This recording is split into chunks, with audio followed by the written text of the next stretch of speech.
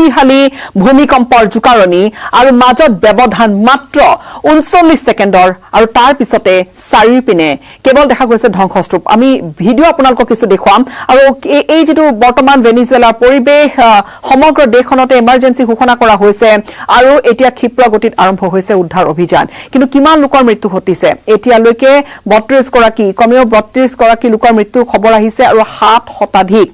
আঘাতপ্ৰাপ্ত হৈছে আৰু বহুতৰে আঘাত খুব গুৰুতৰ আৰু যদি এই মুহূৰ্তত দৃশ্যবোৰ চাই তেনেহলে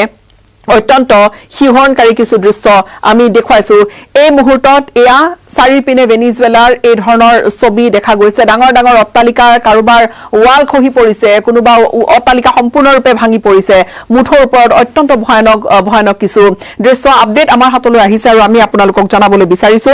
যে দুইটা ভূমিকম্পৰ মাজত যি ব্যৱধান আছিল মাত্ৰ প্ৰায় 40 ছেকেণ্ডৰ 39 ছেকেণ্ডৰ ব্যৱধান প্ৰথমে 7.2 ৰিক্টাৰ স্কেলৰ ভূমিকম্প আৰু তাৰ পিছতে সেই 39 ছেকেণ্ডৰ পিছতে 7.5 প্ৰাবল্যৰ এক ভূমিকম্প আসলতে সেই দিনটো এটা বন্ধৰ দিন আছিল অৰ্থাৎ যিখিনি সময়ত ভূমিকম্প হৈছে বন্ধৰ দিন হোৱা বাবে বহু লোক ঘৰতেই আছিল আৰু সেইবাবে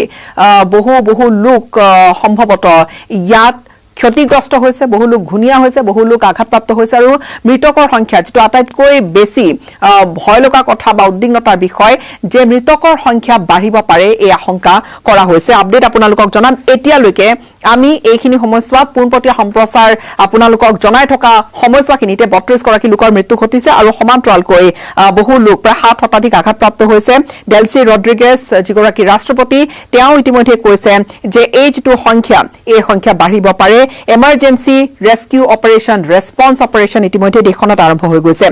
দুটাকৈ যি শক্তিশালী ভূমিকম্প এই দুইটা ভূমিকম্প পশ্চিম ভেনিজুৱেলা জুকাৰি গৈছে টছ নছ কৰি গৈছে আৰু বিশেষকৈ যি ৰাজধানী কাৰাকাছৰ আশে-পাশে থকা এই মোটা দৃশ্যবোৰ ভালদৰে চাওক ৰাজধানী কাৰাকাছৰ আশে-পাশে থকা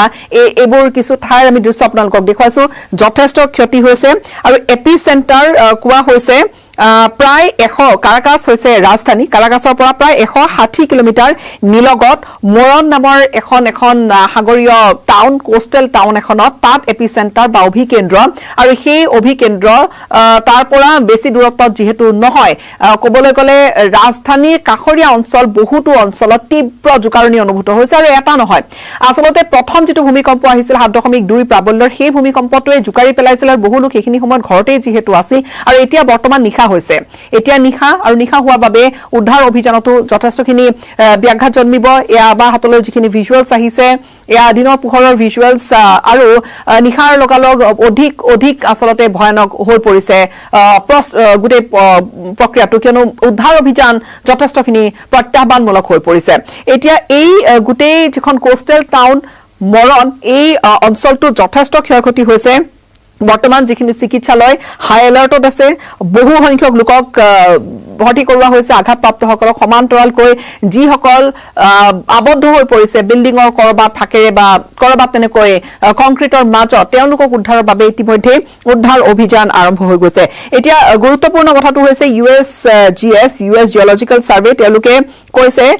যে খুব ৰেয়াৰ এটা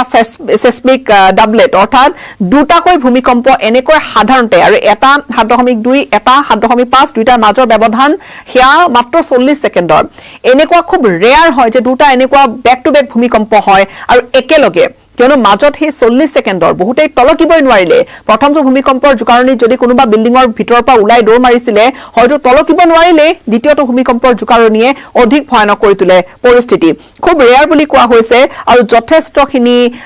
ক্ষয়ক্ষতি হৈছে সমান্তৰালকৈ বেপাৰ বাণিজ্যৰ কথাও থাকিব যি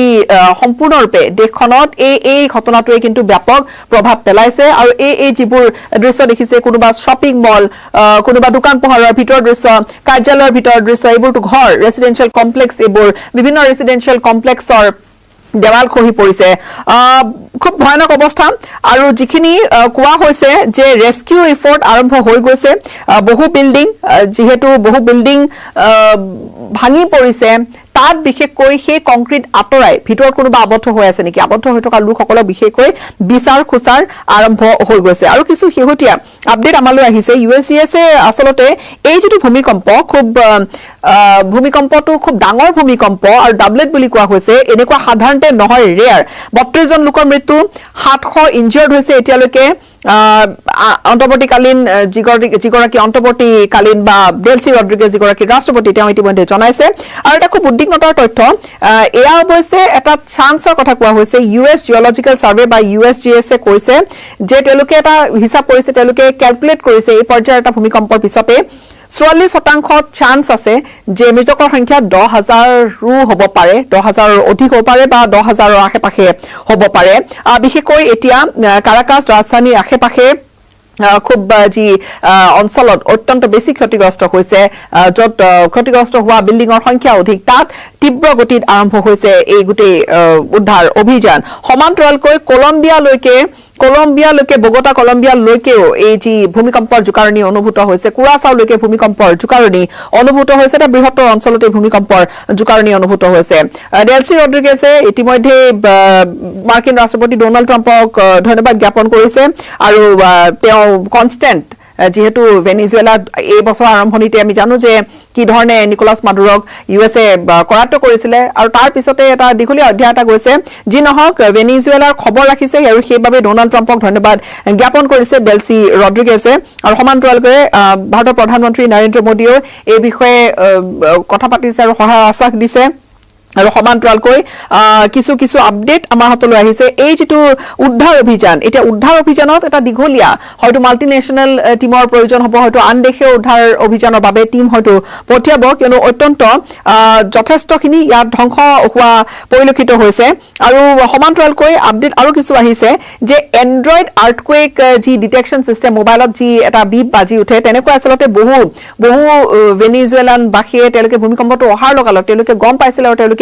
উলাই যাবলৈ সক্ষম হৈছিল বুলিও কোৱা হৈছে আৰু তেওঁলোকে নিজৰ মোবাইলৰ স্ক্ৰিনত যি ধৰণে আমি ভূমিকম্পৰ সময়ছোৱাত অসমতো আমি হেহতিয়াকৈ দেখিছিলো যে বহুতৰ মোবাইল বাজি উঠিছিল ভূমিকম্পৰ সময়ছোৱাত সেই ভূমিকম্পৰ এলাৰ্ট বহু মোবাইলে গৈছিলে আৰু তেনেকৈ বহু লোকে উলা আহিবলৈ আসলতে সক্ষম হৈছিলে কিন্তু এই মুহূৰ্তত ক'বলৈ গ'লে যিবোৰ দৃশ্য দেখিছে এই দৃশ্যবোৰ অত্যন্ত ভয়ানক অত্যন্ত হিহৰণকাৰী ওখ বিল্ডিং বহু ভাঙি পৰিছে আৰু